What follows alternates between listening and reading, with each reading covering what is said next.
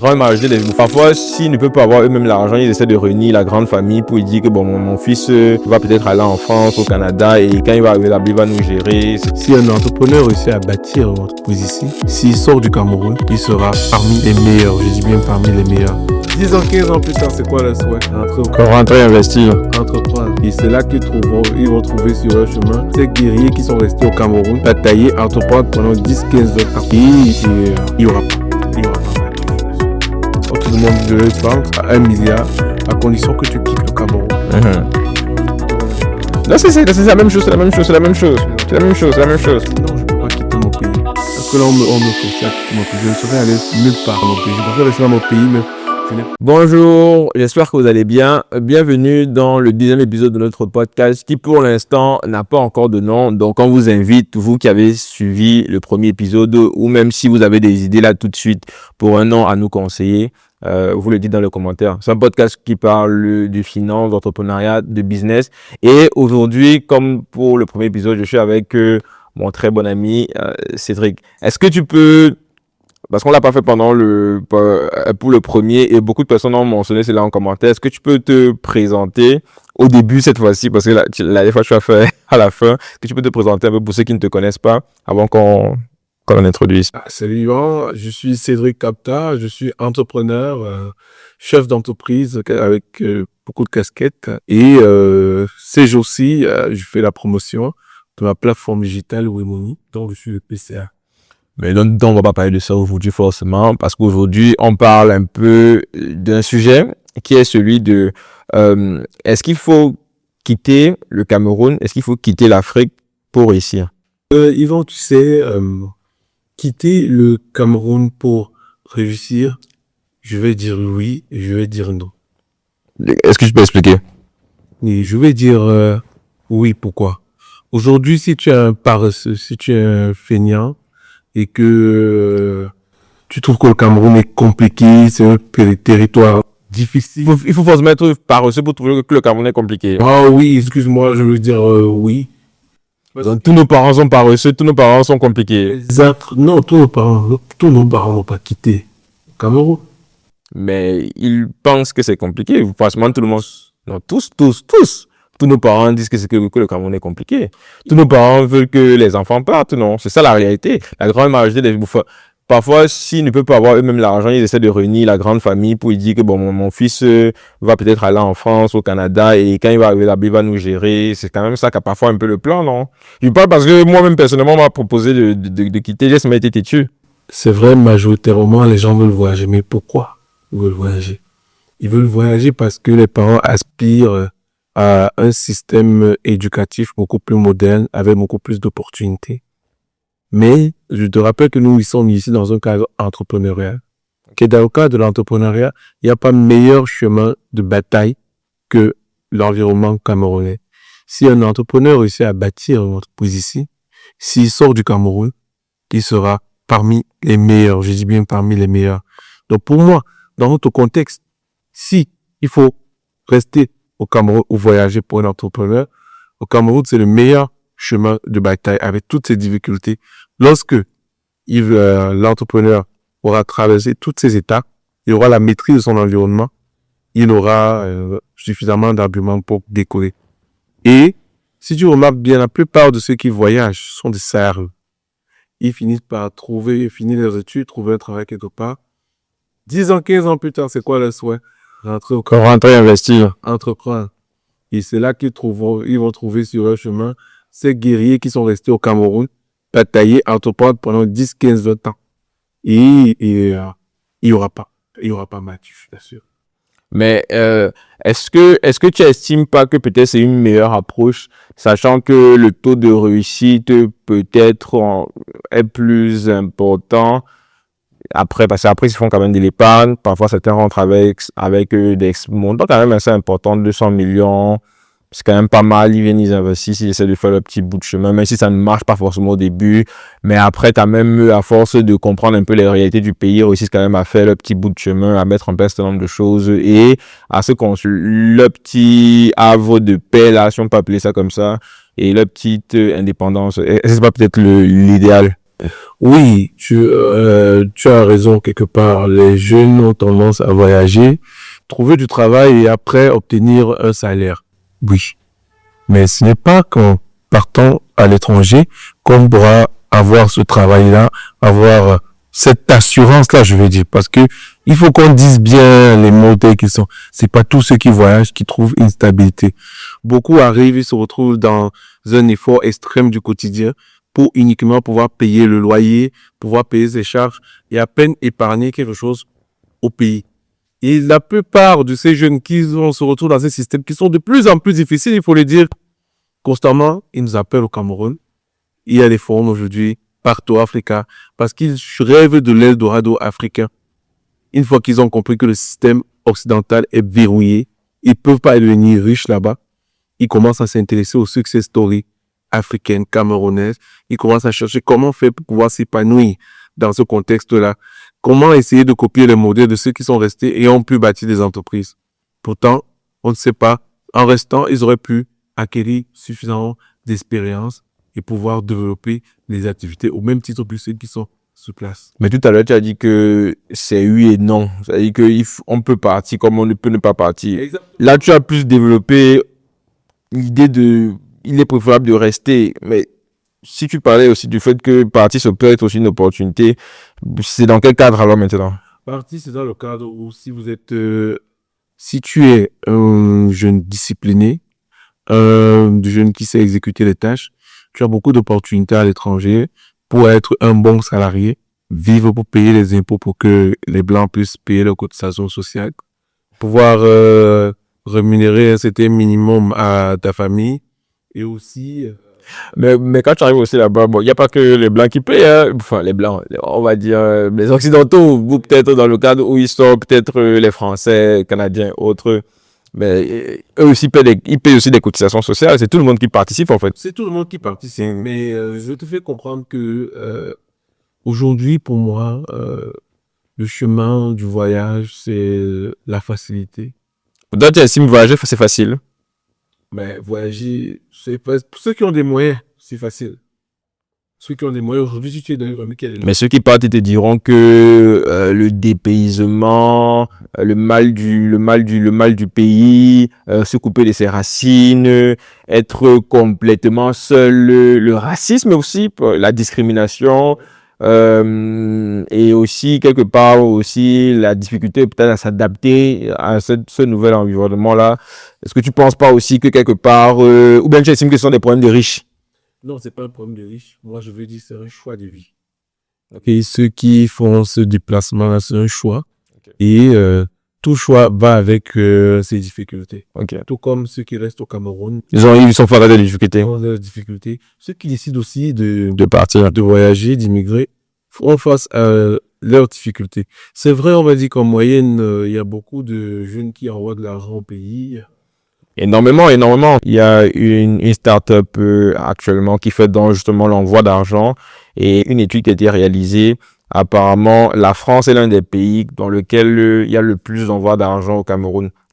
Où apparemment le volume d'envoi d'argent est plus important de la France. Je pense qu'après, il y a l'Allemagne, il y a d'autres pays. Je pense que la Belgique aussi font partie. Les États-Unis aussi. C'est la première zone d'immigration des Camerounais. Généralement de l'Afrique francophone. Et c'est pour dire que, est-ce que tu penses pas que aussi quelque part, cette immigration-là, qui se matérialise aussi par chaque mois justement un transfert de fonds vers l'Afrique ou le Cameroun, est-ce que c'est pas aussi quelque part une plus-value ou bien...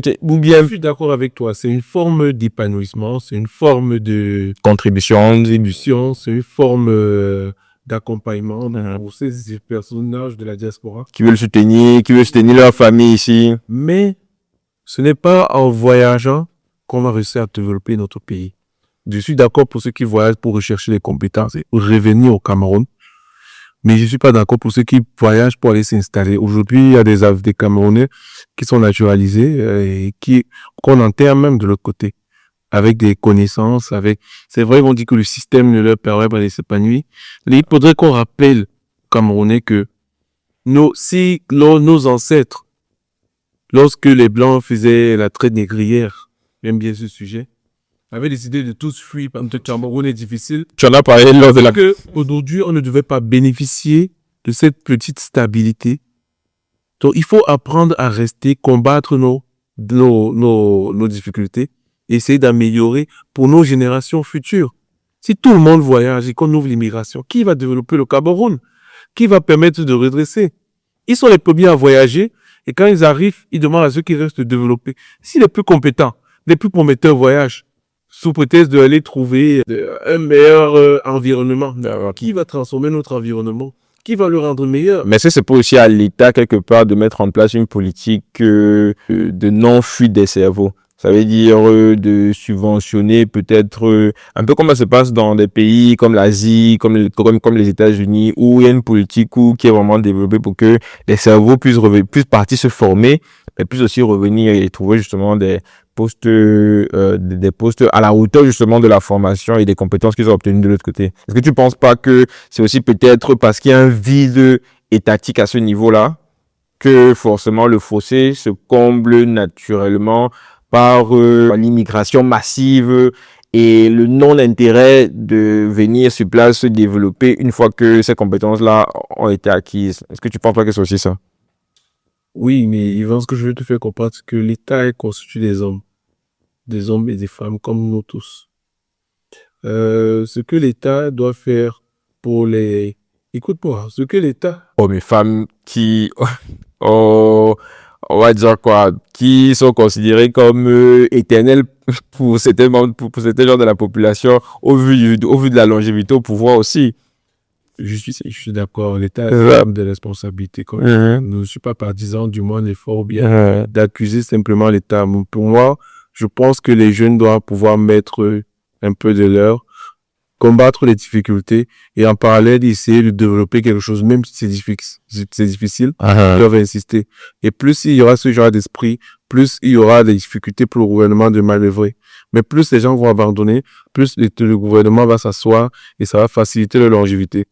Aujourd'hui, comme tu demandes à l'État de mettre des politiques en place pour que les ressortissants ne voyagent pas, c'est la même chose qu'on demande. Non, c'est même pas de pas voyager. Voyager, ça, en soi même, je pense même que c'est une bonne chose. C'est de ne pas mettre de politique en place pour justement encadrer le voyage et préparer justement le retour et l'insertion de cette diaspora-là qui a été formée dans les plus grandes écoles, mais que ce soit une politique d'État. Un peu comme ça a été le cas en Chine et dans beaucoup de pays sous-développés qui se sont développés, Corée du Sud, tous ces pays-là, Singapour également. Beaucoup de bourses et de partenariats avec l'État du Cameroun qui envoie des jeunes dans certains pays et qui les réinsèrent. Juste que Qui les réinsèrent. c'est une échelle, c'est pour ça qu'on ne ressent pas. Je comprends. Toi, j'ai des exemples. Moi, j'en connais pas. Hein. Tu sais, aujourd'hui, c'est vrai que dans divers secteurs, je connais pas. Dans l'énergie, je connais des programmes pour les ressortissants de Polytechnique qui partent faire des spécialisations en Espagne, en Italie, les programmes chaque année. Je connais parce que je suis en collaboration beaucoup avec des jeunes qui souscrivent. C'est vrai que les places sont toujours très limitées. Très limitées. Et très souvent, on va te dire qu'il faut des réseaux, les réseaux. Plus c'est restreint, plus c'est sélect. Plus c'est sélect. Plus c'est restreint, plus c'est sélect. Mais parfois, c'est même pas la performance, c'est pas vraiment la méritocratie. Pour pouvoir revenir.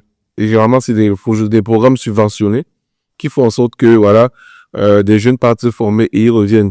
Comme tu dis, souvent, c'est pas la méritocratie, c'est souvent le lobbying. Mais, ce n'est pas une excuse. Pour moi, je vais toujours dire, ce n'est pas une excuse.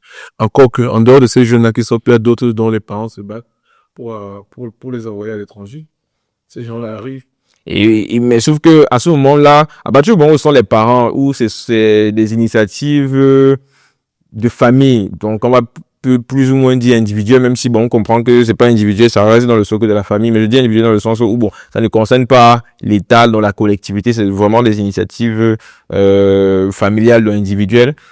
Est-ce qu'on peut vraiment avoir son mot à dire, sachant que ils se sont battus avec leurs moyens pour essayer de faire comme ils peuvent pour avoir de meilleurs, enfin là je parle des familles, un meilleur avenir pour leur enfant. Maintenant, si l'enfant, peut-être parce que l'État n'a pas été, ce pourvoyeur-là, qui aurait pu lui présenter un projet que, ok, allez vous former, même si ça veut vos moyens, mais si vous revenez peut-être, nous, l'État, nous allons vous trouver comment vous insérer parce qu'on valorise les diplômes que vous allez aller acquérir de l'autre côté. S'il n'y a même pas ça et que partir et revenir, il n'y a aucune différence, peut-être parce que une fois qu'on revient, on revient toujours dans les mêmes problèmes, sans qu'il y ait de changement. Est-ce qu'on peut vraiment en vouloir des personnes que quand ils arrivent là-bas, ils voient une meilleure situation, de meilleures opportunités, même si ce n'est pas facile comme tu disais, même si effectivement ils ont des défis comme on citait au début, mais ils se rendent compte que les défis là sont supportables par rapport à la réalité du pays. Ça, tu penses pas que quelque part c'est aussi, on va dire quoi, même logique qu'ils ne reviennent pas. Parce que à un moment donné, c'est vrai que nous, par exemple, qui sommes là, toi, tu voyages. Tu fais plusieurs pays. Tu sors pour les affaires. Moi aussi, je voyage. J'ai fait plusieurs pays. Et même des pays que certains qualifieront en fait de pays interdits par rapport à la propagande occidentale. On citera plus tard. Mais on se rend bien compte des différences culturelles, le gap économique, le gap en développement, le gap structurel de certains autres pays, parfois qui sont pas très loin, parfois qui sont ailleurs. Et parfois, tu te dis, ben, si j'avais peut-être pas les mêmes engagements, si j'avais peut-être pas la même vision, si j'avais peut-être pas, on va dire quoi, le même cheminement, peut-être je serais même resté sur place là-bas. Est-ce qu'on peut vraiment en vouloir à ces jeunes-là? Et maintenant, si même on parle d'en vouloir, qu'est-ce qu'on peut leur proposer?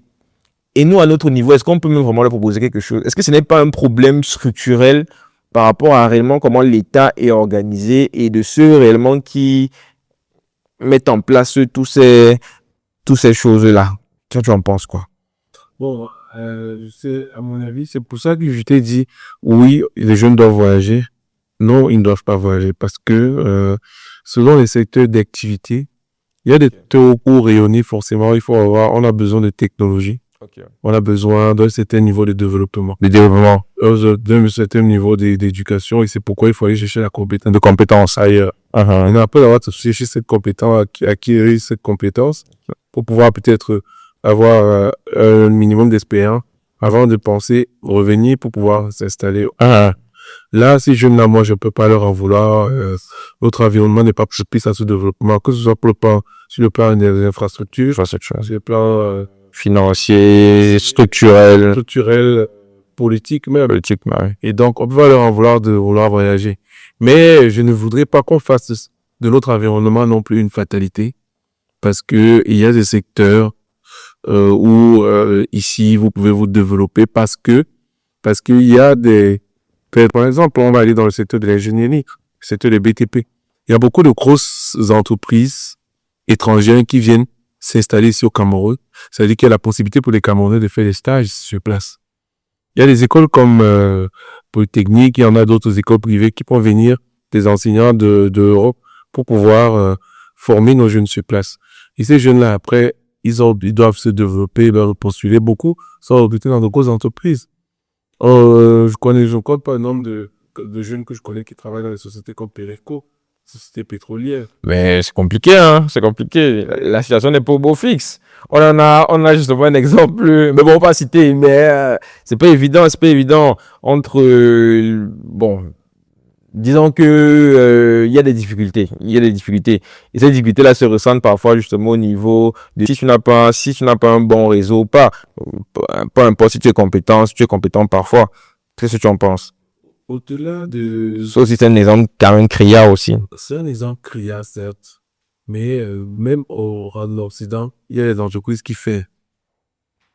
Oui, parce que il y a de meilleures opportunités, peut-être, il y a de la stabilité pour ces pays-là qui ont une longévité dans la gestion de leurs entreprises, de leur pays, même de par le développement qu'ils ont eu quand nous, on était encore, on va dire, des climates ici, là, on était dans les forêts, eux, ils construisaient déjà des chemins de fer.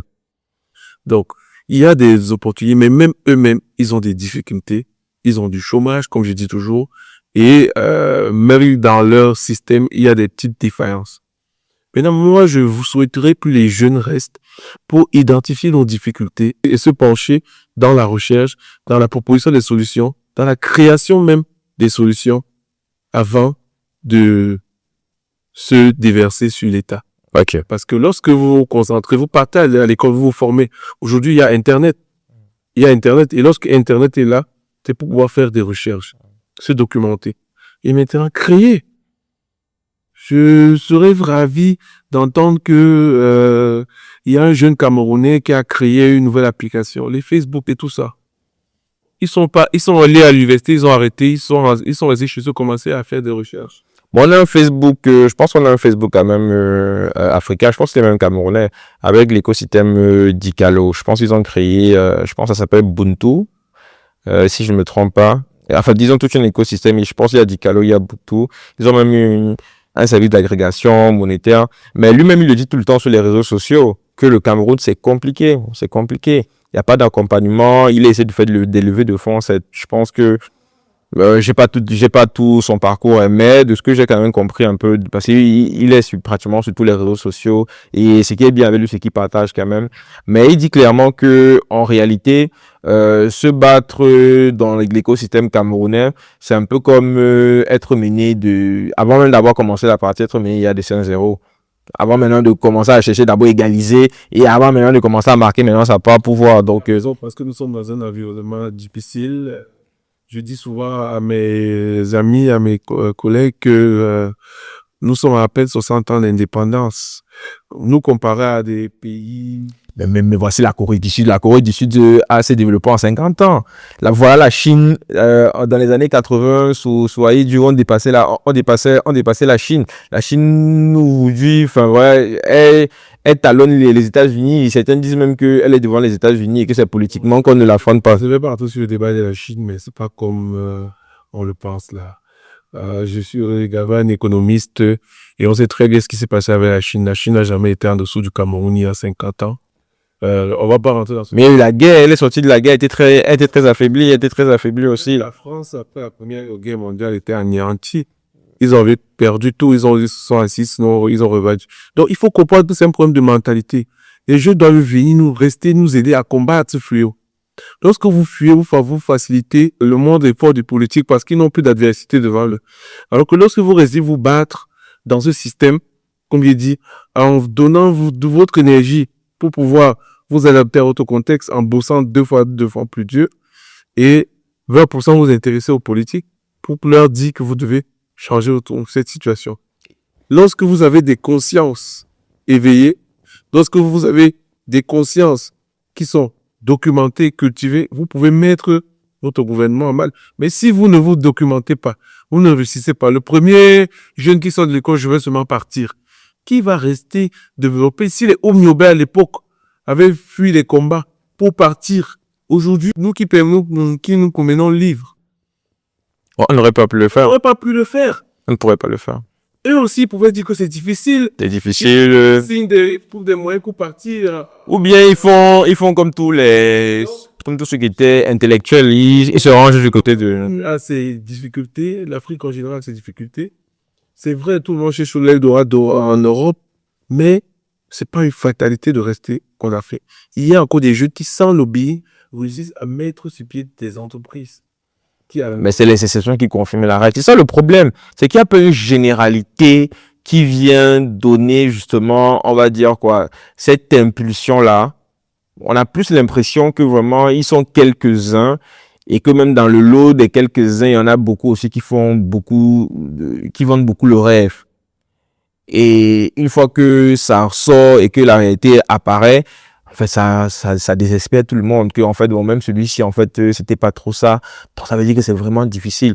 Moi, je te poserais une question parce que je comprends très bien que toi, ton combat, c'est de faire en sorte que le maximum de personnes reviennent en Afrique. Du moins, que ce soit ceux qui sont depuis des années ou bien ceux même qui viennent de parties, qui ont déjà des diplômes, qui viennent se battre ici. Déjà même, on le voit très bien. il y a déjà en Europe des mouvements d'extrême droite qui sont en train de monter de plus en plus. En France, on a le RN. Aux États-Unis, par exemple, il y a Donald Trump qui est en train de virer à l'extrême droite et ça devient fou. Un peu partout en Europe, en Allemagne, un peu partout. Et il y a un discours en fait du dégagisme en fait de tous les étrangers qui est en train de grimper, de monter au fur et à mesure. Et ça résonne un peu avec ce que tu es en train de dire. Mais, même si ça résonne, j'entends parfois certains qui disent que même avec ces complications européennes, la simple liberté qu'ils obtiennent là-bas, la liberté de parler, de s'exprimer, sans qu'il y ait de représailles contre la vie des personnes, vaut plus que, on va dire quoi, le soupçon de liberté que l'on veut donner bien ici au Cameroun. La justice, qui sont des piliers importants d'une démocratie et même d'un pays, essaye quand même s'il reste toujours gangréné par la discrimination raciale, mais lorsqu'il y a un certain niveau de problème, la justice se bat quand même à faire quand même le minimum pour que certains droits soient respectés. Il y a quand même en fait, on va dire quoi, les droits de l'homme qui, même si aussi il y a toujours comme partout, rien n'est parfait, mais le minimum quand même essaye d'être mis sur la table pour garantir une certaine équité du mieux qu'ils peuvent. Mais que ici au Cameroun, en Afrique, c'est compliqué. Et que parfois, certains se disent même que je vais rentrer le jour où je vais dire, ah, on va me prendre, on va me mettre en cellule, je ne vais plus sortir.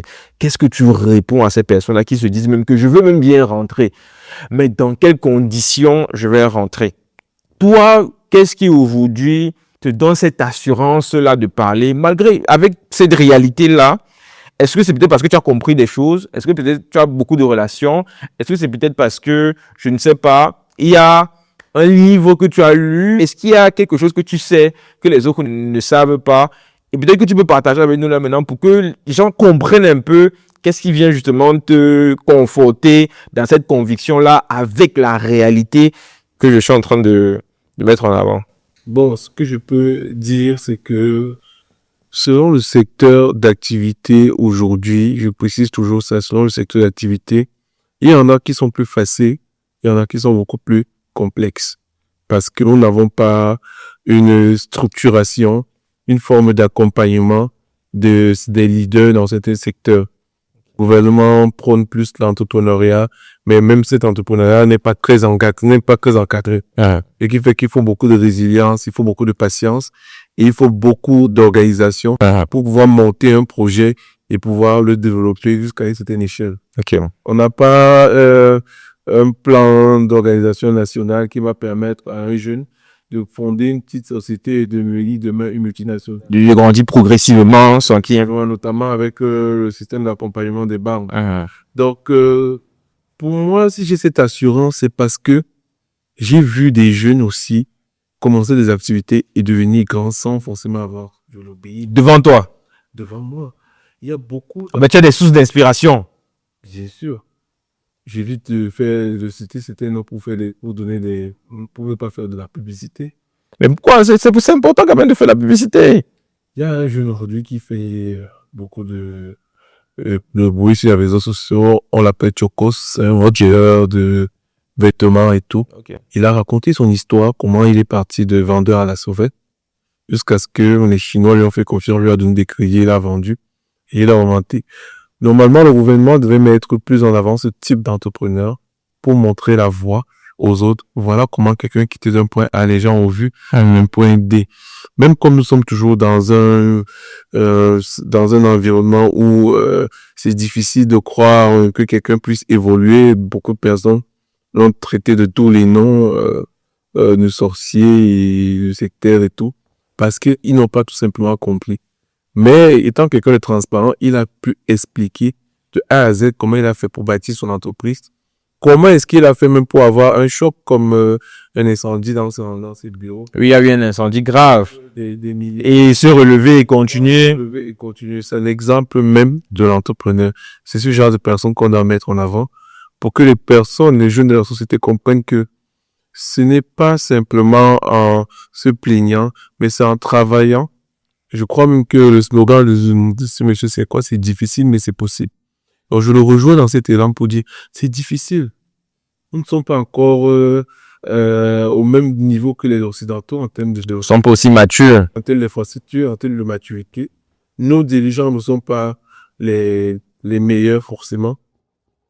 Mais c'est lorsque, pour moi, je dis souvent à ceux qui disent que nous sommes, on a touché le fond, que c'est lorsque le président actuel va partir qu'on pourra juger celui qui sera là. Parce que là, maintenant, on juge sur celui qui était avant lui, par exemple. Mais va-t-il partir un jour? Oh, tu sais, nous sommes des humains et il n'y a pas d'extraterrestres. La nature va savoir comment réorganiser les choses. Ok. Et à ce moment-là, j'espère que nous ne serons pas les futurs témoins de l'ère Bia, de façon comme nos parents parlent de l'ère Haïtio. Parce qu'on dit que, ok, Attends, mais parce que pour toi, ça peut être pire. je ne suis pas Dieu. Mais, il y aura toujours Pas me peur aux gens. des hommes, il y aura toujours une population. Il y aura toujours un avis. Celui qui va venir aura toujours des opposants, il aura toujours des partisans. Donc, c'est quand quelqu'un a fini qu'on essaie de voir la meilleure gouvernance.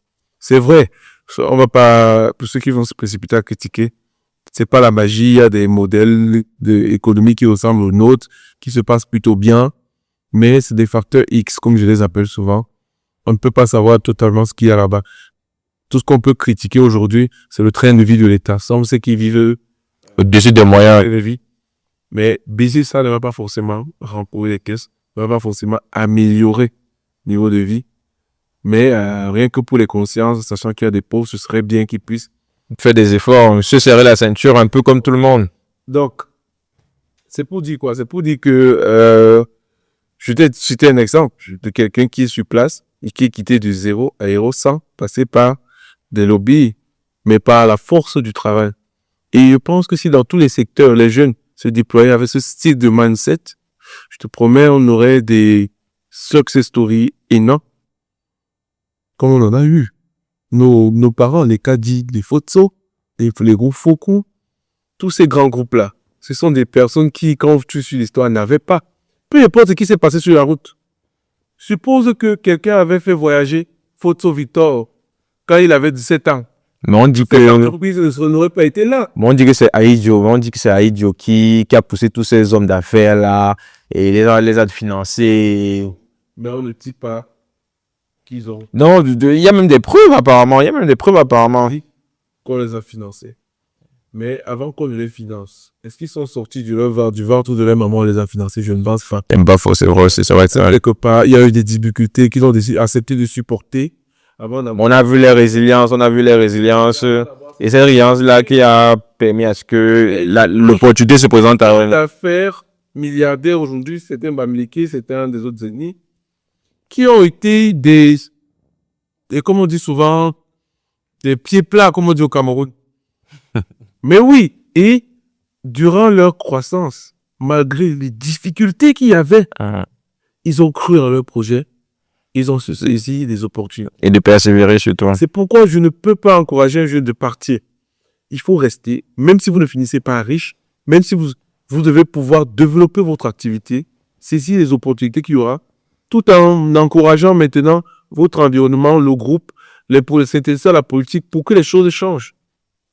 Parce que si nos ancêtres avaient dit que le Cameroun est dur et qu'ils avaient fui tous les terres, c'est que le Cameroun n'aurait pas existé. Ils sont restés se battre. Donc, pour moi, c'est trop facile. Il n'y a pas d'excuse. On doit rester choisir son secteur d'activité, se développer et essayer d'améliorer les choses. Bon, tu as dit que il y a plusieurs choses qui t'ont donné la conviction qu'il fallait rester. Tu as cité les sources d'inspiration, tu as pris l'exemple de Chokos. Quels sont les autres? Est-ce que tu lis des livres? Est-ce qu'il y a des livres que tu veux recommander? Est-ce qu'il y a peut-être, je sais pas, des formateurs? Est-ce que toi, qu'est-ce qui t'a constitué? Parce que, ok, bon, Choko, déjà, tu m'as dit que tu as refusé de citer les personnes que tu connais. Je sais pas pourquoi tu n'as pas fait la publicité, mais j'imagine peut-être que, bon, ce sont peut-être des personnes de l'ombre, elles n'aiment pas trop s'afficher. Donc, tu as cité Chokos. Mais bon, Chokos, c'est un exemple public. Je vais Est-ce qu'il y a autre chose que tu peux conseiller peut-être ou alors Je vais dire. je vais te faire part d'une histoire encore. Ok. J'ai souvent des débats avec des proches qui critiquent beaucoup les entrepreneurs qui parlent de leur histoire, de leur passé, de leur vécu, ou qui donnent des conseils alors qu'eux-mêmes ils sont pas milliardaires. Oui, il y a beaucoup de personnes, un peu comme Claudel Nobissier, un peu comme Dr Claudel Nobissier. Tel entrepreneur, c'est des vendeurs de rêves. Ou C'est pas vrai. C'est pas vrai. il vous raconte telle histoire et pourtant lui-même, il n'a pas pu bâtir ceci. Mais c'est pas vrai. Non, je vais recontextualiser les choses. Tu sais, il y a des personnes qui sont pas riches, mais qui ont eu un vécu. Oui, forcément. Et ce vécu peut inspirer d'autres jeunes, d'autres personnes comme eux, qui sont dans la même situation qu'eux, et leur permettre de traverser une certaine étape. C'est vrai. C'est pas parce qu'on devient milliardaire ou chef d'entreprise c'est pas parce qu'on n'est pas milliardaire ou bien qu'on n'est pas Qu'on n'a pas la légitimité pour parler de quelque chose. légitimité pour parler d'un sujet. Si c'était le cas, c'est que nos enseignants de mathématiques au collège N'aurait pas la légitimité. de la NASA, c'est que notre professeur de sport devait être Samuel Eto'o, le meilleur sportif. Mais non, on a beaucoup d'enseignants qui étaient des personnes très moyennes, qui ont su prendre des petits livres pour venir nous expliquer ce que c'est. Donc aujourd'hui, pourquoi un entrepreneur qui, même s'il a seulement eu à ouvrir un poulailler, après 2 ans, ça n'a pas marché, il se met à donner des conseils, on le critique. Donc je veux dire à tous les jeunes qui nous regardent, n'hésitez pas de vous documenter, n'hésitez pas de suivre les conseils des entrepreneurs en ligne. Vous allez savoir quoi prendre de positif et quoi prendre de négatif. C'est vrai qu'il y a aussi des charlatans, mais tout ceci, c'est de l'éducation. C'est une forme d'éducation, qu'elle soit financière, qu'elle soit de type d'orientation, que ce soit les conseils. Il faut il faut rester connecté sur ces entrepreneurs-là et savoir comment profiter de leur expérience pour pouvoir vous développer. Donc, que ce soit par la lecture, que ce soit par les conseils entrepreneuriaux, que ce soit par l'expérience du terrain en elle-même, toutes ces méthodes concourent à l'accomplissement d'un entrepreneur, au développement personnel et à pouvoir devenir l'acteur ou l'entrepreneur que vous voulez être demain. Donc, pour moi, ne pas voyager n'est pas une fatalité. Rester au Cameroun, ça peut être une opportunité. Parce que je vous dis, si Photo Victor a 16 ans, quelqu'un est venu le voir pour dire qu'il n'y a pas d'avenir, va au Cameroun, il y a beaucoup d'industries qui doivent pas naître. Si les groupes Kadi, si tous nos milliardaires ont été venus le voir plus tôt, quand ils souffraient, parce que tous ont souffert au Cameroun, quand ils étaient en difficulté, pour leur dire que il faut aller en Europe, c'est que toutes ces multinationales, toutes ces grandes entreprises aujourd'hui qui défient les multinationales ne devaient pas naître. Regardez les Dove. Si tous ces entrepreneurs-là, quand ils étaient en difficulté, avaient choisi la voie de l'Occident, avaient trouvé un couloir, on les avait amenés en Europe, parce que je suis sûr qu'ils ont souffert plus que la plupart de nos jeunes aujourd'hui. C'est qu'aujourd'hui, tous ces lobbying-là, vous savez que celui qui nous regarde, celui qui pense qu'il ne peut pas, celui qui pense qu'il est sur le point d'abandonner, ça peut être vu le futur Kadi de demain. Ok. Le futur Congèle comme de demain. Ok. Le futur Photo Victor de demain. Donc, il faut avoir de la résilience, il faut bosser. Si vous avez la possibilité de voyager, vous pouvez aller essayer de l'autre côté. Mais si vous n'avez pas, retroussez les manches, combattez, essayez et relevez-vous à nouveau pour pouvoir vous démarquer et saisir une future opportunité qui pourra se présenter à vous. En gros, ce que j'ai envie de dire, c'est que mieux vaut quelques années de travaux forcés au Cameroun afin de construire un avenir durable qu'une vie d'esclavage en Europe, c'est ça? Non, c'est pas ce que je dis. Je dis bien. Bon, je résume, hein, j'essaie de résumer ce que tu as dit. J'essaie de Je résumer. dis, s'il faut voyager, oui et non. Ça veut dire que si vous avez la possibilité dans votre secteur d'activité d'acquérir la maturité professionnelle, l'expérience de l'Occident, vu qu'ils ont de l'avance sur nous, vous allez l'acquérir. Mais si vous ne l'avez pas, ce ne doit pas être. Mais tu es en train de dire que de toute façon, On condamne tous ceux qui passent par la mer en risquant leur vie pour aller de l'autre côté, alors qu'il y a des opportunités en Afrique. ah, ça veut dire que ceux qui prennent l'avion, tu n'as pas de problème alors. Tu t'estimes que, Dans la voie normale, tu estimes que, il y a des possibilités. Benga nous les passe aussi par la mer. Il est passé par la mer, oui. C'est des cas, voilà. On va dire que c'est les exceptions qui confirment la règle. Eh bien, c'est l'exception qui continue la règle. Beaucoup abandonnent le terrain pour revenir plus tard. D'autres commencent aussi par le bas et ils réussissent à évoluer. Donc, comme j'ai dit, il y a des possibilités ici. Ce n'est pas uniquement en partant dans l'eau ou bien de l'autre côté qu'on va réussir. Encore que, comme je dis toujours, même de l'autre côté, il y a du chômage. Ceux qui arrivent, ils fréquentent, n'arrivent pas à valider leurs études. Là, ceux qui finissent leurs études, ils travaillent pour les rapatrier. Donc, c'est toujours une sorte de combat. Et moi, j'encourage plus de combattre ici chez nous.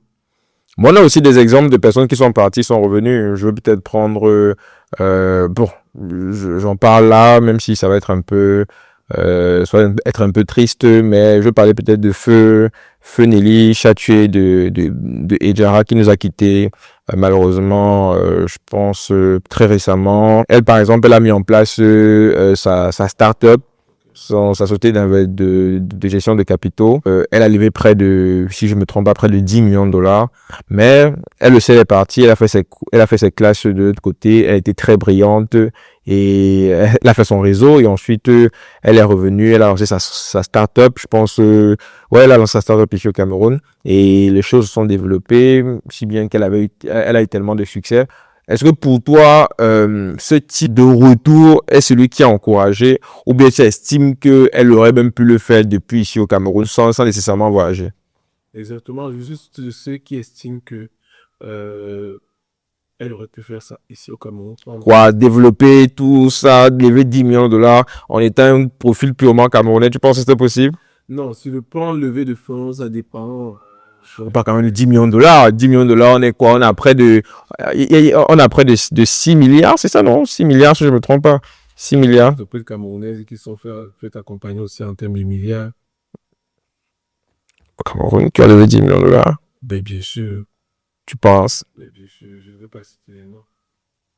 Il y a beaucoup d'entreprises au Cameroun qui sont spécialisées dans les... Juste des Camerounais, il y a aucun. C'est quand tu parles de lever, quand tu dis qu'ils ont levé des fonds, ça veut dire qu'ils ont eu des accompagnements, que ce soit la banque. Ah, d'accord, ok, d'accord, ok. Voilà. Donc, Bon, si c'est la banque, oui, bon, forcément. Mais généralement, ils ont déjà un certain âge, ils ont déjà fait leur coup. Elle est venue à peine, elle était à la fleur de l'âge. On commençait quelque part. Non, c'est ça, on commençait quelque part. Ce sont les entreprises généralement qui font dans le poisson, dans les pâtes alimentaires, dans le riz, dans le sucre. Il y a tous ces grossistes, tous ces géants de l'agroalimentaire Cameroun. Ils sont pas accompagnés par un thème de milliards. Mais puis là-bas, il y a des sociétés pétrolières. Tous ces traders-là sont des personnes qui sont accompagnées à hauteur des milliards tous les jours. Donc, moi, je dis, il y a des success stories, il y a des exemples. Peut-être le gouvernement doit plus mettre en avant certains entrepreneurs à succès qui sont partis de 0 à héros sans passer par l'État. Ils peuvent te démontrer comment ils ont fait. Par A plus B, j'encourage beaucoup ce jeune entrepreneur turcos à continuer à montrer aux jeunes comment il a fait. En restant toujours au Cameroun. Toujours au Cameroun. Donc, le voyage n'est pas forcément la solution. Mais tu penses pas que lui, par exemple, je ne sais pas s'il voyage déjà, je pense peut-être que si. Mais est-ce que tu ne penses pas qu'il gagnerait peut-être à aller chercher des partenaires à l'extérieur? Parce que si j'ai bien compris, tu me dis si je me trompe, mais lui, son business model, en fait, repose sur le fait qu'il travaille avec des fournisseurs chinois qui sont déjà au pays. Parce que tu ne penses pas qu'il gagnerait peut-être plus à aller peut-être chercher des fournisseurs à l'extérieur pour toujours, en fait, en termes d'économie d'échelle, avoir des meilleures marges et revenir revendre les produits? Est-ce que tu penses pas qu'aussi, quelque part, en termes d'intelligence économique, les personnes qui sont, ces fournisseurs, même si peut-être ils ont confiance en lui, il n'a pas déjà un plafond de verre qui est établi parce que ils feront toujours en sorte que lui, il leur soit redevable et que les marges leur soient beaucoup plus avantageuses. Au contraire, tu vas voir dans ses publications, il essaie d'encourager la production locale et de concurrencer ce qui vient de la Chine. Ça fait aussi sa particularité. Donc, tu vois, ce genre de guide montre que c'est possible de rester ici et de s'en sortir. Tu vois, toi, tu penses à aller prendre des sources à l'extérieur. Lui pense à créer sur place. Créer sur place. Mais créer comment? Est-ce qu'il a la compétence? Est-ce qu'il va s'associer? Ok. Il sent tout l'expert. Ok. Il a commencé je vois ses vidéos, il travaille avec beaucoup de jeunes Camerounais. C'est ce type de profil qu'on doit mettre en avant. On doit mettre en avant ce type de profil. Ils doivent continuer à faire la communication. Le gouvernement doit les porter. Moi, je suis vraiment partisan du développement local. de la jeunesse qui reste au Cameroun, qui travaille à point de concurrencer l'international, qui pas uniquement copier les modèles et les vient pour les imposer ici. Afin qu'on puisse transformer nos matières premières et pouvoir avoir une industrie qui rivalise même plus tard avec Occident. Et c'est quoi, c'est le but de Wemoni, c'est réussir à coopter ce type d'entrepreneurs qui ont ce type de vision pour ce type de projet d'envergure pour que les gens viennent financer. Parce que je vois que tu es très intéressé et Wemoni, vraiment, pour moi, c'est une opportunité que je voudrais faire saisir à tous les jeunes entrepreneurs qui bottent dur au quotidien, leur montrer une plateforme où, en toute légitimité, ils pourront venir déposer leurs projets et aux financiers de venir observer quels sont les meilleurs projets sur lesquels ils peuvent se prononcer. Donc, c'est toujours un moyen de donner de la visibilité aux jeunes, de pouvoir les accompagner et leur dire, OK, ici, voici une plateforme. Si tu as besoin d'argent pour tes projets, monte ton projet, viens le poser sur la plateforme et les investisseurs seront prêts à t'accompagner.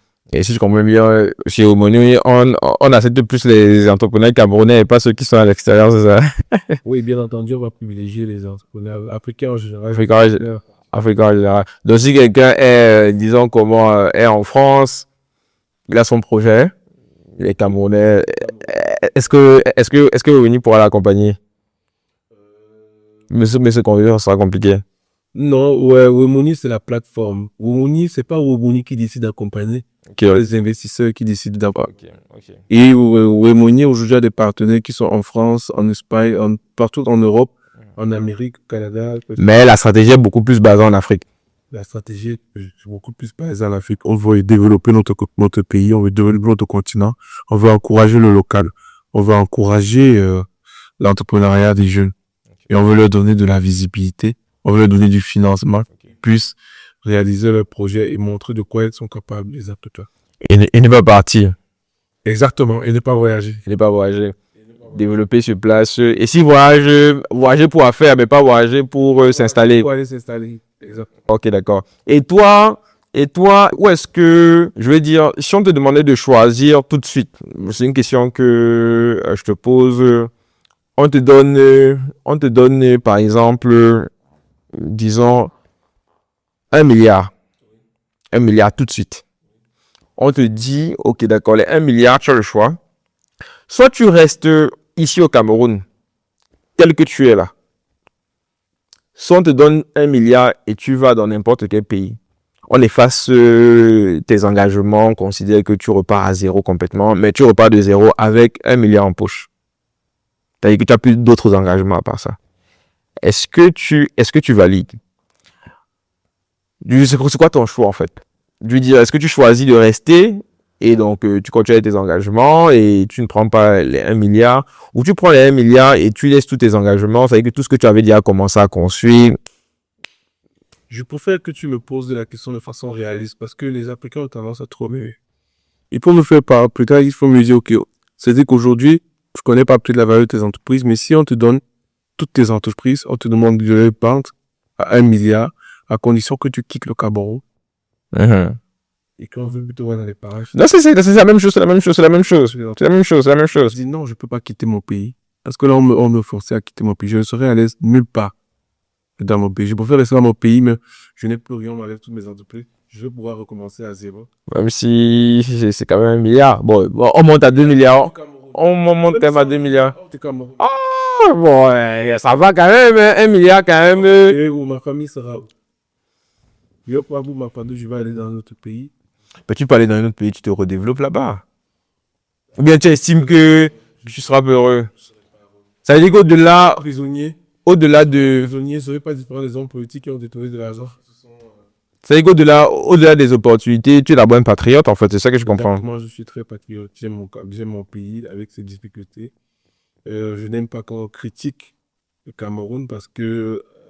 Non, on critique pour améliorer. Critiquer n'est pas la solution. On critique pour améliorer. Je veux qu'on propose des solutions. Ah, ok, toi, tu parles plus dans le ligue. Ok, bon, en fait, le constant, là, il y a tout se fait. Il y a rien. Rien ne me dit que les routes au Cameroun sont sales. J'aime pas ce genre de phrase. Dis-moi que, voici ce que je propose pour qu'on arrange. Pour qu'on arrange les routes. Donc, oui, c'est ça que je reproche à certains jeunes. Ils passent le temps à critiquer sans proposer des solutions. Il faut faire des constats. Il faut pouvoir les analyser et il faut proposer des solutions. Quand vous proposez une solution, on comprend qui a un problème et on essaie tous de développer le Cameroun. Ah, ok, d'accord. Ok, je vois. Maintenant, en fait, en tout cas, je comprends l'approche. C'est clair que ça, c'est un message justement qu'il faut passer. Et je pense que c'est aussi quelque chose qui est, comment je vais dire ça, qui manque un peu dans les discours. C'est vraiment cet aspect patriotique-là. Aux États-Unis, par exemple, ils ont le American Dream, qui est ce concept-là qui veut que aux États-Unis, si tu as des rêves, tu peux les réaliser. Et ils ont vraiment un esprit patriotique très fort, très poussé. Il y a les drapeaux américains partout dans tout ce qu'ils font. Ils essaient vraiment d'inculquer et d'infuser vraiment cet idéalisme américain-là. Au Cameroun, c'est pas vraiment le cas, ou du moins très peu développé. Et la preuve, beaucoup de personnes, quand ils te parlent du Cameroun, ils te parlent vraiment avec un air un peu défaitiste que, ah bon, que bon, bref, en tout cas, on verra ça après et tout. C'est vraiment quand des personnes ont déjà fait leurs armes de l'autre côté, qui pensent maintenant que bon, vraiment, à quoi ressemble le Cameroun? Est-ce que je pourrais pas venir justement et encore ça c'est quelques rares. C'est vrai que depuis quand même quelques années, on a le mouvement Back to Africa avec Philippe Simo et la conférence qu'ils organisent chaque année et lui-même ses prises de position qui encouragent d'investir, selon de sa chaîne, d'investir au pays et qui développe un peu tout ça. Mais il y en a beaucoup qui, en fait, pour eux, ça reste toujours un fantasme. Ça veut dire que pour eux, c'est loin. Ce n'est pas du concret, en fait. Pourquoi? Parce qu'il n'y a pas cet esprit patriotique-là, en fait. Pour eux, ils voient vraiment le Cameroun comme un business. Ça veut dire que si ça ne marche pas, ils ne veulent pas se casser la tête avec ça, en fait. C'est vraiment un business, c'est vraiment, il y a pas d'émotion derrière ça. Mais est-ce que tu ne penses pas que ça, c'est aussi peut-être l'un des problèmes même, qui pousse aussi certaines personnes à partir, c'est que le Cameroun n'a pas fait suffisamment, je ne sais pas si je vais dire, mais le Cameroun n'a pas fait suffisamment pour que ses enfants puissent l'aimer et tout faire pour le soulever au ciel, comme on dit souvent. Est-ce que tu ne penses pas aussi qu'il y a quelque part ce vide-là que le Cameroun n'a pas su mettre en package du Cameroun? Bon, c'est forcément ceux qui portent et qui nous gouvernent. Ou bien ils ne font pas, ils n'ont pas réussi à nous faire rêver, à faire rêver ces enfants pour qu'un esprit patriotique soit fort, soit puissant, soit vraiment, on va dire quoi, soit vraiment viscéral. Aujourd'hui, beaucoup de personnes, tu leur parles du Cameroun, tu as l'impression que tu leur parles d'un pays là-bas, pourtant c'est leur pays où ils ont vécu, où ils vont certainement mourir, mais tu as l'impression que pour eux, c'est là comme ça peut aussi ne pas être là. Toi, tu en penses quoi? Ah oui, je suis d'accord. Beaucoup de personnes ont perdu cet esprit patriotique. Beaucoup de personnes se disent même ne plus appartenir au Cameroun à cause de l'ingérence, à cause de la crise euh, La mauvaise gérance. multidisciplinaire. Et ils ont fait de ça. Mauvaise gouvernance. Ok. Donc, ils décident aujourd'hui de rester dans les pays où ils sont avec la nationalité, vous demandent de rester là-bas. Mais pour moi, je ne ramène pas le débat à ce niveau. J'essaie toujours de dire à tout un chacun, il faut essayer de voir d'où on sort, pour savoir où on va. On a été colonisé, on a été sous administration française longtemps. Après, on a eu des gouvernements de transition, notre premier ministre Aldé Marambida, après le président Aïdjo. Aujourd'hui, on a le président Paul Biya. Un pays qui n'a que deux présidents, c'est un pays qui n'a pas encore eu une grande maturité.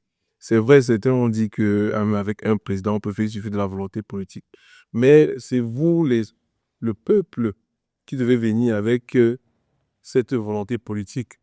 Avant, le Cameroun était à 40% d'alphabétisation. C'est en train de monter. On est déjà à 80% d'alphabétisation. Je suis sûr qu'après l'ère du président Paul Biya, il y a beaucoup de choses qui ne pourront plus se faire comme avant. Tout comme on a été colonisé, on est en train de vivre certaines ères actuellement. Et après, il y aura toujours un nouveau cycle qui va commencer. Et chaque fois que ce cycle augmente, plus les consciences se sont éveillées. Ah. Donc, moi, je pense on doit se concentrer sur nos formations, sur notre développement personnel pour être prêt quand les opportunités vont venir. Et se dire, OK, si le Cameroun est dans cet état-là maintenant, c'est qui est sûr, la nature va faire évoluer les choses. Et à un moment donné, étant donné que les jeunes seront prêts parce qu'ils ont travaillé sur leur formation personnelle, ils ont travaillé sur leur éducation civique, professionnelle, politique, ils pourront maintenant faire valoir toutes ces capacités-là, toute cette expérience-là pour le Cameroun de demain. Donc, il ne faut pas simplement dire que là, maintenant, ça ne va pas. Il faut se former. Il faut pouvoir se développer. Il faut se documenter pour que, le moment venu, par la volonté des choses, par la nature, par l'évolution naturelle du système dans lequel on se trouve, qu'on soit prêt. Que ce Camerounais-là, que ce soit toi, que ce soit moi, que ce soit celui qui est étranger, qui cultive le Cameroun, qui vienne quand même avec une compétence pour dire que, OK, les choses ont changé, les choses sont en train de changer. Et je viens apporter ma pierre à l'édifice. c'est l'air que je viens apporter à cet édifice pour bâtir au Cameroun parce que, naturellement, il faut savoir qu'on a été dans un système, on était d'abord colonisé. Ensuite, on a été administration provisoire française. Après, on a eu des gouvernements. Mais beaucoup vont te dire qu'il y en a plein d'autres qui ont été dans la même situation et qui s'en sortent mieux. Ils s'en sortent mieux. Je suis d'accord. Mais nous-mêmes, notre moment va venir, au moment de l'état du Cameroun va venir. Parce que je te dis, les consciences sont en train d'être cultivées, les esprits sont en train d'être maturés et les connaissances sont en train d'être acquises, en plus des compétences. Et tout cet ensemble-là, qu'est-ce que ça va faire?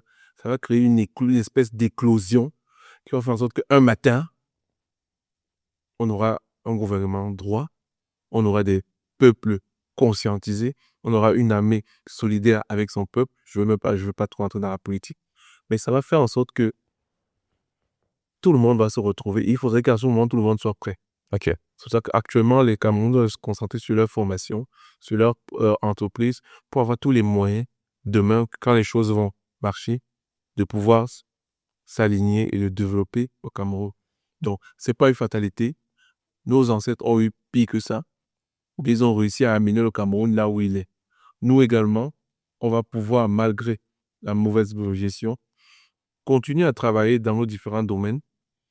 Ne pas simplement se lamenter sur notre sort, mais travailler, se former, chercher et le moment venu, accompagner le pays. Et ça se fait et c'est un phénomène naturel.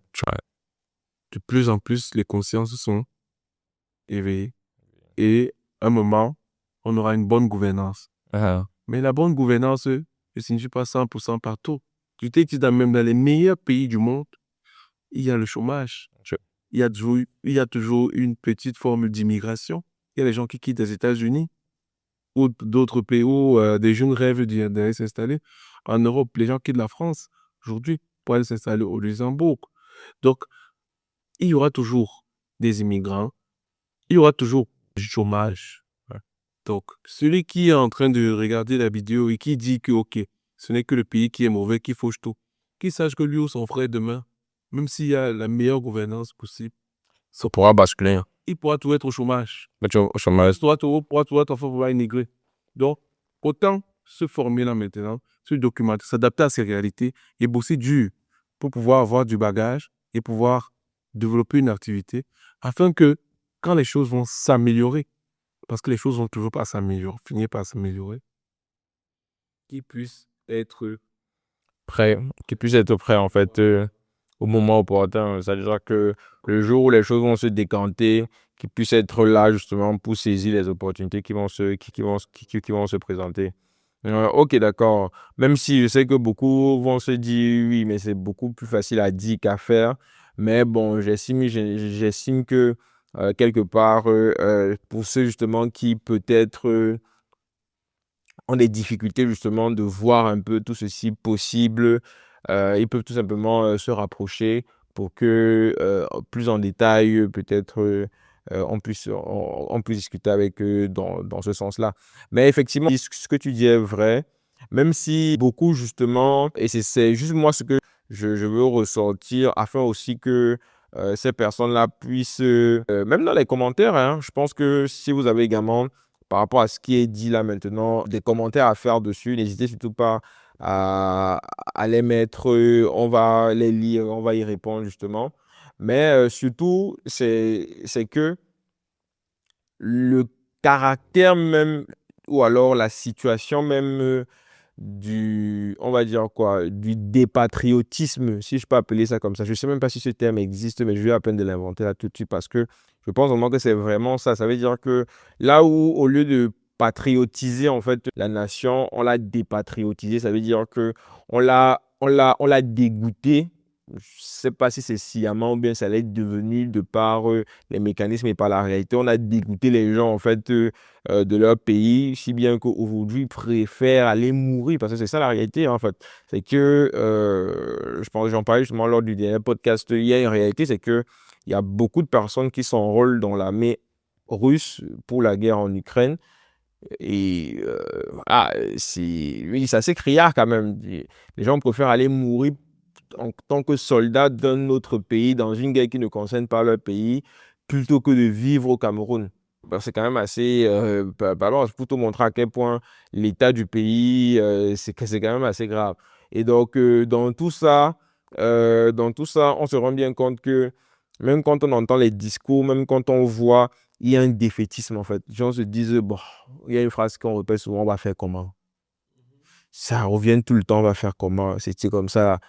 Le président, on va faire comment? Ah, là-bas, c'est comme ça. Oui, Là, je suis, aux éveils de conscience. c'est- Et il y a les éveils de conscience. Toi, qu'est-ce qui a renforcé ton patriotisme? Ou alors, qu'est-ce qui a fait que aujourd'hui, tu estimes réellement que tu es un patriote? Non, il y a Ou bien tu as toujours eu ça? pas eu de déclic, j'ai toujours eu ce sentiment-là que je suis dans mon pays. Ça veut dire que ceux qui ne l'auront pas, ils ne l'auront jamais, hein. Non, je ne peux pas juger. Ça dépend de l'environnement dans lequel on a grandi. Ça dépend des valeurs qu'on vous a inculquées. Et parce qu'il y a d'autres qui sont adeptes de la facilité. Il y a d'autres qui ne sont pas résilients. Il y a d'autres qui ont eu des opportunités, qui les ont rapidement saisies. Ou alors, est-ce que tu ne me parles pas peut-être comme ça parce que aussi quelque part, je voulais dire que tu t'en sors, mais je veux employer un autre thème plus adapté. Est-ce que ce n'est peut-être pas parce que on va dire quoi, tes affaires évoluent? Est-ce que tu vas peut-être un peu, désolé si je te coupe, déconnecté de la réalité? Tu estimes pas, hein? Je ne suis pas déconnecté de la réalité. La vie au quotidien se passe au Cameroun en tant qu'entrepreneur. Moi, j'ai les difficultés que j'ai rencontrées dans le déploiement de mes diverses entreprises. Et que tu rencontres peut-être certainement encore. Exactement, mais ça ne Ouais. m'empêche pas de persévérer, Persévérer. parce que je suis vraiment cet entrepreneur parti de très petit pour arriver à des niveaux. Et je connais vraiment quels sont les vérités de nos pays. Mais pour moi, ça ne doit pas être un frein. Ça ne doit pas être un frein parce qu'il y a des possibilités. Et ce n'est qu'ensemble, avec tous mes frères camerounais, tous ces jeunes entrepreneurs, qu'on pourra bâtir un lendemain meilleur. Donc, moi, il n'est pas question d'encourager l'immigration, mais de renforcer plutôt la jeunesse en posant ma phare de pierre à l'édifice à travers des plateformes comme Movoli, afin que ces jeunes-là qui ont des projets divers puissent rencontrer tous ces partenaires De ses partenaires. dans divers projets qui ne peuvent pas être portés par une seule personne. Ok. Et ça va faciliter des collaborations des jeunes avec des investisseurs locaux et étrangers. Ça va favoriser l'importation des richesses pour venir développer. Et pourquoi pas, ça peut favoriser même l'exportation des ressources qui nous permettent d'obtenir des devises et d'augmenter nos richesses. Ok, ok. Je pense que c'est limpide, c'est clair. Et je pense que c'est justement ce qui ressort de ce discours aussi, c'est que, mine de rien, le caractère difficile, la situation difficile, les obstacles que l'on rencontre ne doivent pas être des excuses pour justifier un certain laxisme ou un abandon ou un défaitisme en fait vis-à-vis de la situation du pays. Au contraire, on doit jusqu'à la dernière énergie se préparer justement à quand l'opportunité va se présenter, quand les choses quand le mécanisme de changement se mettra réellement en place, à pouvoir justement se positionner et de pouvoir tailler sa pierre pour sa participation au grand édifice effectivement de la Renaissance ou bien de vraiment du renouveau du Cameroun. Et ça ne va pas se faire chez soi. On va pas venir te chercher. Il faudrait que toi-même tu aies déjà mis en place des choses et que les gens ont vu. Et c'est sur la base de ce qu'ils auront déjà vu qu'ils vont te faire confiance et pouvoir justement comme ça peut-être t'accompagner ou te pousser devant pour que tu fasses encore plus et que c'est ça. Donc je comprends, je comprends. Et quelque part, ça renforce et ça caractérise encore très bien ce qu'on disait tantôt, c'est que aujourd'hui, il n'y a pas de meilleur endroit que chez soi. Exactement. Il n'y a pas de meilleur endroit où faire les affaires que chez soi, même si c'est vrai qu'il y a des pays qui ont une attractivité économique plus importante, mais ça ne sera jamais vraiment ton pays à toi. Parce que de toute façon, déjà, c'est pas comme si quand tu arrivais dans un pays, on te donnait automatiquement la nationalité. Il faut que tu prouves. Ça veut dire qu'on veut que tu viennes prouver que tu es digne de devenir citoyen. Là où tu es déjà citoyen naturellement. Maintenant, dire comme ça, là, bon, ce serait un peu naïf en disant que, bon, la réalité des personnes, généralement, qui partent là-bas, c'est parce qu'elles savent que non, là-bas, quand même, si je pouvais gagner 50 ici au Cameroun, je vais pouvoir gagner même 500 francs là-bas. Et elle n'est pas là parce qu'il y a justement ces opportunités-là, mais aussi ce dynamisme économique qui permet au fait de pouvoir capter de la valeur rapidement ou alors plus aisément en fait. Et donc ici, on est dans une situation où beaucoup voient ces rêves-là, voient ces, on va dire quoi, ces opportunités-là, même en étant ici sur place, et se disent que à quoi bon souffrir pour un pays pour lequel je ne ressens aucun attachement au-delà du simple fait que je suis juste né dans ce pays-ci. Et je pense justement que c'est ça, peut-être aussi, l'un des axes, c'est comment retrouver ou raviver la flamme du patriotisme auprès des jeunes Camerounais qui peut-être sont déjà dans une logique un peu d'abandon ou bien de désespoir par rapport au pays en disant non, bon, ça ne me concerne plus, ça ne me plus me regarde. Moi, dès que je peux partir, je pars. Je ne veux même pas réfléchir sur ce genre de choses-là. Ça aussi, c'est un axe qui serait intéressant d'explorer justement pour qu'on essaie de trouver des solutions. Ben, c'est ce qu'on est en train de faire, hein, on essaie de se battre à trouver des solutions. Parce qu'on discute là depuis des heures peut-être, depuis des minutes peut-être, mais au fond, le but pour nous, en fait, c'est de proposer des solutions, de discuter et d'amener peut-être le débat avec quelque chose qu'on ne maîtrise pas. Donc, c'est pour ça que je le redis encore. Si vous voulez peut-être, au vu de ce qui a été dit dans cette vidéo, justement, pendant cette vidéo, et que vous avez des éléments que vous voulez ressortir, vraiment, dites-le en commentaire parce qu'on va les lire. Et on va pouvoir justement comme ça faire remonter les commentaires les plus importants ou les plus pertinents avec les interactions des autres personnes également sous votre commentaire. Donc vraiment, ça, c'est ça, c'est très, très important. Maintenant, je voulais qu'on essaye on va dire quoi, qu'on essaie quand même de terminer la vidéo. Qu'est-ce que tu aimerais dire là aujourd'hui? C'est quoi ton mot de fin que tu peux donner? Quel conseil ou Je bien peux quel donner un conseil aux jeunes par rapport au voyage. Je ne peux pas décourager, je ne peux pas empêcher ceux qui ont des opportunités d'aller à l'étranger. Parce que des fois, il faut aller voir ce qui se passe de l'autre côté, Ah, se faire une idée pour commencer à aimer réellement son pays. ah, Parce qu'il y a des choses vraiment qui se passent de l'autre côté que les personnes qui sont ici n'imaginent pas. Ça met souvent fort à leurs rêves de l'Occident ou bien une Amérique. Donc, persévérez dans vos différents domaines. Si vous avez l'opportunité de voyager, voyagez. Si vous n'avez pas cette opportunité, concentrez-vous sur les domaines les plus attractifs ici, selon votre compétence. Essayez de copier ce qui se fait parce que même au Cameroun, il y a beaucoup de success stories. ah. Et il y a beaucoup d'entrepreneurs qui émergent. Ayez de la résilience parce qu'on est dans un pays assez complexe. Il faut être patient. Ouais. Et surtout, il faut bien structurer vos projets. Il faut bien garder votre documentation. Car des fois, c'est ça la clé qui permet d'obtenir un financement. Financement. Ok, d'accord. Merci, Cédric. Je rappelle encore, hein, Cédric, vraiment, c'est le PCA de Weboni. Il est vraiment en train de faire beaucoup de choses et ses interventions sont toujours riches. Et pour vous qui nous avez suivis jusqu'ici, comme vous avez pu justement voir un peu les interactions, on parlait de est-il nécessaire de quitter le Cameroun, quitter l'Afrique pour aller à l'extérieur si on veut réussir? Et donc, comme ça, on a pu voir un peu les différents axes les plus importants du sujet et essayer de discuter dessus. Donc, on attend aussi vos avis, vos commentaires en dessous de la vidéo. N'hésitez pas aussi à vous abonner, à partager justement la vidéo au plus grand nombre, à ceux que vous estimez être des personnes qui ont besoin d'écouter cette vidéo aussi ou à qui peut-être la vidéo peut être très pertinente. N'hésitez surtout pas à vous abonner. Comme je disais tantôt, vous laissez un commentaire et naturellement, on lira tout le monde et on fera remonter les commentaires les plus intéressants. On fera un prochain podcast et on vous dira à ce moment précis là quel sera le thème. Sur ce, n'hésitez pas aussi, comme on disait tantôt, à nous proposer un nom de podcast. Quel podcast peut-être, quel nom peut-être vous pouvez avoir. Je ne sais pas, le podcast des virils. Est-ce que vous pensez que c'est un podcast qui serait intéressant? En tout cas, on a hâte de vous écouter.